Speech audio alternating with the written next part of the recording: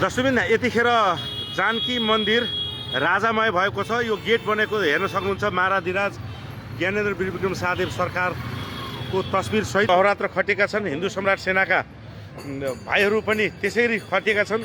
शिवसेना नेपाल र हिन्दू सम्राट सेनाले सुरक्षा दिने गरेको छ भने अहिले बेलुकाको रातिको 7 बजे जानकी मन्दिरको अवस्था यस्तो छ। हेर्न सक्नुहुन्छ कस्तो राम्रो। हेर्दै जोजलले मान के भन्न चाहन्छ बाबु? नमस्कार।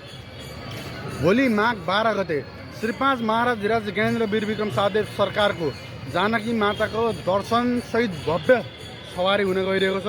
हामी काठमाडौँबाट आइपुगेका छौँ।